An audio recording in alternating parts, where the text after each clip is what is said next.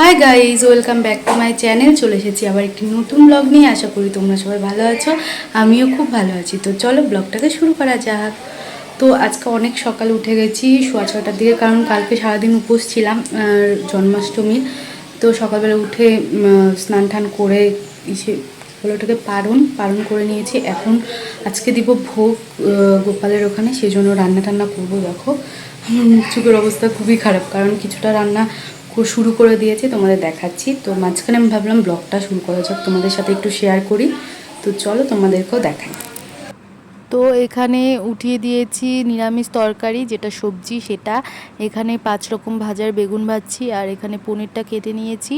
এখানে বেগুন আরও আছে, আর এখানে 4 রকমের ভাজা আমার কমপ্লিট। আর এখানে পনিরটা আরও কাটা বাকি আছে। এখানে দেখো ঠাকুরের জন্য 2টো জামা এনেছি, বাটার, চকলেট আর হচ্ছে কেক, এগুলো দিব গপুকে। আর এখানে আমি পাঁপড়টা ভেজে নিচ্ছিলাম। আর তেলটা গরম হওয়ার আগে আমি আবার পাঁপড় দিয়ে দিয়েছি, মানে এর আগে কিছু পাঁপড় ভেজেছি, সেটা তেলটা প্রায় শেষের দিকে ছিল, তাই জন্য আর একটু তেল দিয়েছি, বাট তেলটা আসার আগে আমি আবার পাঁপড় দিয়ে দিয়েছি। আর এখানে দেখো আমার অনেক রান্নাই কমপ্লিট, 5 রকমের ভাজা, তারপরে সবজিটাও কমপ্লিট। এখানে ফুল আছে, এখানে তাল ভিজিয়ে রেখেছে, যেটা দিয়ে বড়া হবে। আর এখানে ফুল টুল আছে, ঠাকুর ঘরটা সুন্দর করে সাজাবে। দিদিভাইকে বলছি তুই সাজা, কারণ আমি রান্নার এদিকটায় আছি। তো দিদিভাই এখানে দেখো আগে প্রদীপগুলো ঠিকঠাক তেল টেল দিয়ে পরিষ্কার করে রাখছে, মানে তেল টেল দিয়ে রাখছে একদম রেডি করে। শুধু আমি যখন পুজো দিব তখন শুধু ধরিয়ে নেব, তারপরে দিদিভাই ঘরটাকে সুন্দর করে সাজাবে। ও দিদিভাই করছে এগুলো, কারণ আমি তো এদিকে ব্যস্ত। তো আমি ভাবলাম একটু ভিডিও করে নিই, যে তুইও কাজ করছিস সেটাও দেখাই। আর এখানে প্রদীপগুলো সব রেডি করলো, এবারে ফুল দিয়ে সাজাবে। আর এখানে ঝিলিক দিদি চলে এসছে স্কুল থেকে, ও আমাকে আটাটা মেখে দিচ্ছে। আর এখানে আমার পনিরটা হচ্ছে আলু আর পনির দিয়ে মাখা মাখা করে একটা তরকারি করব, যেটা খিচুড়ির সাথেই খাবে। আর এখানে আরেকবার খিচুড়ি করতে হবে। তো আমার সবজি হয়ে গেছে, আলু পনিরটাও হচ্ছে, তারপরে পায়েস বাকি আছে। তো এই দেখো ভোগের খিচুড়ি, এখানে 5 রকম ভাজা, নিচে সবজি আছে, পাঁপড় ভাজা হয়ে গেছে। তো পায়েসটা দেখাতে ভুলে গেছি। আর এখানে আমি ফার্স্ট টাইম, আমি কোনো দিন তালের বড়া ভাজিনি, আজকে ফার্স্ট টাইম তালের বড়া করছি ঠাকুরকে দেওয়ার জন্য। এখানে মা মেখে দিয়েছিল, আমি তো মাখতে পারি না সেই জন্য। আর এখানে আমি বড়াগুলো ভাজছি।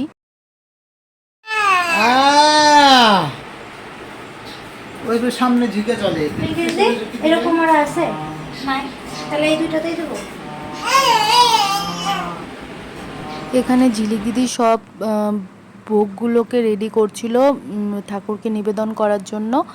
আর তারপরে এখানে ঝিলিক দিদি তালের বড়াগুলো ভাজছিল, ঠাকুরের জন্য আমি আলাদা করে রেখেছি, বাদ বাকিগুলো ঝিলিক দিদি ভাজছিল।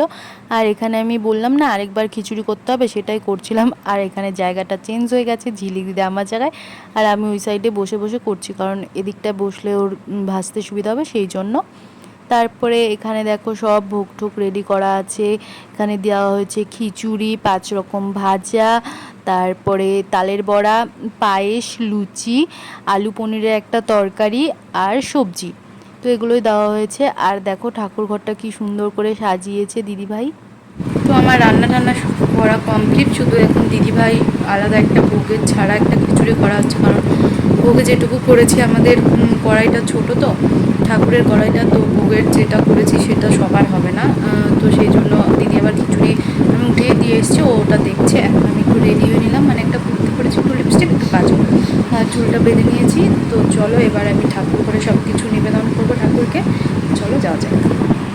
এখানে দেখো আমি কেকগুলো, চকলেট, জেমস, এগুলোকে একটা প্লেটে সুন্দর করে সাজিয়ে দিচ্ছি। এটা আমি কালকে নিয়ে এসেছিলাম মিয়ামারোর থেকে, এগলেস কেক, যেটা আমি ঠাকুরের জন্যই এনেছি। আর হচ্ছে এখানে পাশেই দেখো জামা দুটো রাখা, ওকে আমি জামাটাও পরাবো, কালকে নিয়ে এসেছি নতুন জামা। আমি না ঠাকুরের জন্য প্রত্যেকবার রাসমেলার থেকে জামা কিনি, বাট এবার অন্যবার নতুন জামা ঘরে থাকে, কিন্তু এবার না জামা ছিলই না ঘরে। সেই জন্য আবার কালকে কোচবিহারে যেতেই পারিনি, কারণ আমি সারাদিন উপোস ছিলাম সেই জন্য। তারপরে ঘুঘুমাইতে বাজার করতে গিয়েছিলাম, তখন দেখি যে জামা পাওয়া যাচ্ছে ঘুঘুমাইতে। পরে সেখান থেকে 2টো জামা নিয়ে এসেছি ঠাকুরের জন্য, একটা রাধাকৃষ্ণের জন্য আর একটা গোপুর জন্য। আর এখানে তারপরে মদন বাড়ির থেকে সন্দেশ এনেছিলাম, যেটা গোপুর খুব ফেভারিট, সেটাই দিয়ে দিচ্ছিলাম। আর এখানে গোছাচ্ছিলাম আর দিদিভাইয়ের সাথে কি একটা কথা নিয়ে যেন হাসাহাসি করছিলাম। তো তারপরে এখানে আমি এখন গোপুকে স্নান করিয়ে নেব। দেখো সুন্দর করে স্নান করে নিলাম। আর আমি সচরাচর পুজোর সময় নতুন জামা কাপড় পরে পুজো দিই না, কিন্তু আজকে যেহেতু একটা স্পেশাল অকেশন আর আমি আগের দিন উপোসও ছিলাম, আজকে সব কিছু রান্না করে না আমার জামার অবস্থা খুবই খারাপ হয়ে গিয়েছিলো। সেই জন্য আমি ভাবলাম জামাটা চেঞ্জ করে একটু ধোয়া জামা কাপড় পরে সুন্দর করে পুজো দিই। তো দেখো জামাটাও পরিয়ে নিলাম গোপুকে। কিন্তু এই জামাগুলোর থেকে না যেগুলো ওড়না দেওয়া ঘাগরা থাকে সেগুলো পরাতে বেশি সুবিধা হয়। এগুলোকে আবার সেফটি পিন দিয়ে লাগাও ঠিকঠাক মানে সেট হয় না, যেটা ওই ঘাগরা টাইপেরগুলোতে হয়। আমি ঘাগরাগুলোই বেশি আনি, বাট ঘুঘুমাইতে সেগুলো আমার পছন্দ হয়নি, তাই জন্য এটাই নিয়ে এসেছি। তো দেখা যাক এরপরে ঘাগরা টাইপের নিয়ে আসবো। তো আমি গোপুকে জামাটা পরিয়ে নিচ্ছিলাম সুন্দর করে। তারপরে গোপুকে গোপুর জায়গায় রেখে দিলাম। তারপরে আস্তে আস্তে ওকে চুলটা পরিয়ে দিলাম, মুটুক পরাবো। তারপরে কি বলে বাঁশিটা দিয়ে দেব। আর মুটুকের ওই পালকটা খুলে গিয়েছিল, সেটাই আমি লাগিয়ে নিচ্ছিলাম। এটাও চেঞ্জ করতে হবে, গোপুর নষ্ট হয়ে গেছে। তো তারপরে এবার সব ঠাকুরগুলোকে আমি মুছে নিচ্ছি। সকালে একবার মোছা হয়ে গেছে, যেহেতু পারণটা সকালে হয়েছিল। তো বাবা সবাইকে মুছে টুছে পরিষ্কার করে তারপরে প্রসাদ দিয়েছিল সন্দেশ, যেটা আমরা যখন পালন করেছি তখনই। তারপরে আবার এখন মুছে টুছে পরিষ্কার করলাম, করে সবাইকে ফুল টুল দিয়ে টিপ দিয়ে মানে পুজো দিচ্ছি আর কি। তারপর এখানে আমি ধূপকাঠি প্রদীপ সেগুলোকে ধরিয়ে নিচ্ছি, সুন্দর করে ধরিয়ে নিচ্ছি, দেখতেই পারছো। আর পঞ্চপ্রদীপ জ্বালিয়েছি, যেটা সবসময় জ্বালানো হয় না। আজকে যেহেতু জন্মাষ্টমী সেই জন্য জন্মাষ্টমীর ভোগ দিচ্ছিলাম, সেই জন্যই আমি জ্বালিয়েছি। তো প্রদীপের দিই সেগুলো ছোটো থাকে না, সেই জন্য আমি এখানে একটু তেল দিয়ে দিচ্ছিলাম, তেলটা শেষ হয়ে গেছে। তারপরে বুনু ঘরের থেকে সব কিছু এনে দিচ্ছিলো প্রসাদগুলো, সেগুলো আমি রাখছিলাম। আর বুনু দেখো সুন্দর করে শাড়ি পরেছে লাল সাদা। আমিও পরার ইচ্ছে ছিল, বাট এত কিছু করার পরে না আর ইচ্ছা করছিল না, তো আমি নর্মাল একটা কুর্তি পরে নিয়েছি। তো এই প্রসাদগুলো আমি সুন্দর করে ঠাকুরের সামনে সাজিয়ে সবগুলোর মধ্যে তুলসী পাতা ফুল এগুলো দিয়ে দেবো। দেখো এখানে খিচুড়িটা আনলো, তারপরে পায়েস লুচি এগুলো এনে দিল। আর দেখো আমি এখানে তুলসী পাতা ফুল এগুলো দিয়ে দিচ্ছিলাম প্রসাদের ওপরে, সুন্দর করে দিয়ে দিচ্ছিলাম। আর এখানে দেখো এই যে তালের বড়া, এটা আমি বানিয়েছি। আমি না এটা বানাতে তো ভয় পাচ্ছিলাম, যেহেতু আমি কোনোদিন বানাইনি, তবে ভালোই হয়েছিল। তো এই যে দেখো আমি সব কিছু সুন্দর করে সাজিয়ে দিয়েছি। তোমাদের কেমন লাগলো অবশ্যই জানিও। আমাদের গপু সোনা এসেছে নম করতে, তাই না গপু সোনা? তুমি এসেছো পাপা? ও দেখতেছে সব ভালো করে ধরার চেষ্টা।